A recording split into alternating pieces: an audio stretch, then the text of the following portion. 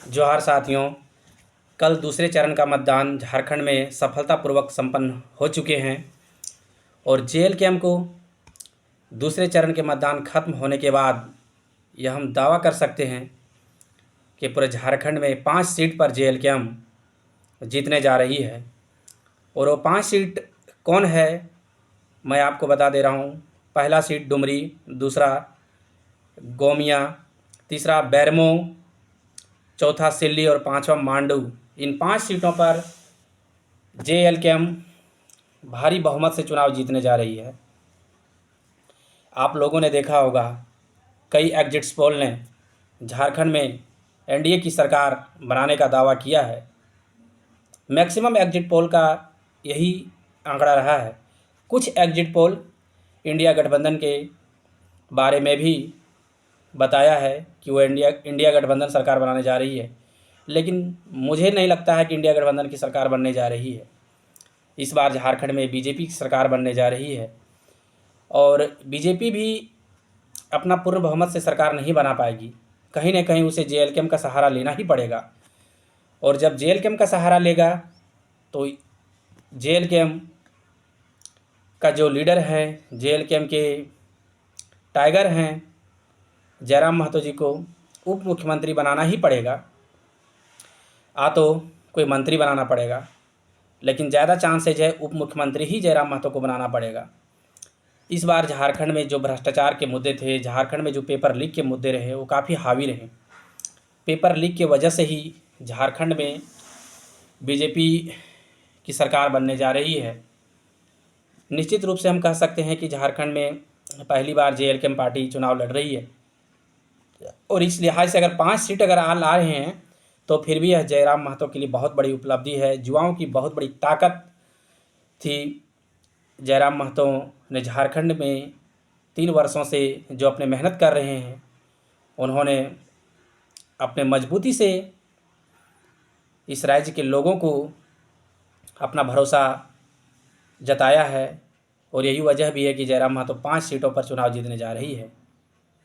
इस बार आप देखे होंगे कि कहीं कोई फैक्टर नहीं काम किया। मैया योजना, बिजली बिल माफ़ी, कोई भी योजना धरातल पर ऐसा देखने को नहीं मिला।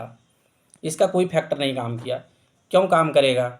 जब किसी का भाई, किसी का बहन कोई एग्ज़ाम की तैयारी करते हैं और उसके क्वेश्चन लीक हो जाते हैं तो निश्चित रूप से वो अपने मैया को, चाची को समझाएंगे ही। इसीलिए इस बार कोई मैया योजना काम नहीं किया और पूर्ण बहुमत के साथ बीजेपी की सरकार बनने जा रही है। जैसा कि मैंने बताया कि जयराम महतो पहली बार चुनाव लड़के भी अगर वो 5 सीट ला रहे हैं तो बहुत बड़ी उपलब्धि है। और आप देखेंगे कि झारखंड के जितने मंत्री थे, लगभग मंत्री चुनाव हार रहे हैं।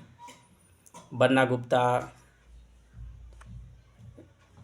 बादल पत्रलेख, श्रम एवं नियोजन मंत्री थे, वो भी चुनाव हार रहे हैं। लगभग मंत्री चुनाव हार रहे हैं। बेबी देवी, वो भी चुनाव हार रही है।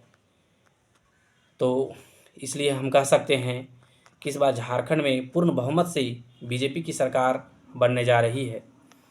और कहीं न कहीं जो भी स्टूडेंट्स का हित नहीं देखते हैं, जो स्टूडेंट्स को बुड़बक बनाने का काम करते हैं, वो चुनाव नहीं जीत रहे हैं। आप देख रहे हैं रघुवर दास ने भी स्टूडेंट्स के साथ थोड़ा बहुत धोखा किया ही था। यही वजह है कि एक बार हेमंत सोरेन पर लोगों ने भरोसा जताया और इस बार हेमंत सोरेन ने भी स्टूडेंट को 5 वर्षों तक धोखा दिया, मूर्ख बनाया। इसी के वजह से एक बार फिर लोगों ने बीजेपी को पूर्ण बहुमत देने का काम किया है। और इस बार अगर बीजेपी अच्छे से काम नहीं करेगी तो निश्चित रूप से झारखंड में तीसरे मोर्चे की सरकार, जो जयराम महतो की पार्टी है, उनको पूर्ण बहुमत मिलेगा 2029 के चुनाव में। इसलिए इस बार हम पूरी तरह से यह कह सकते हैं कि जो मेरा एग्जिट है, मेरा जो अनुमान है, बिल्कुल मेरा 100% सही होगा। हम आप लोगों को बता दिए हैं कि इस बार बीजेपी की सरकार बनेगी, एनडीए की सरकार बनेगी तो बनेगी और इस बार पूर्ण बहुमत से सरकार बनेगी।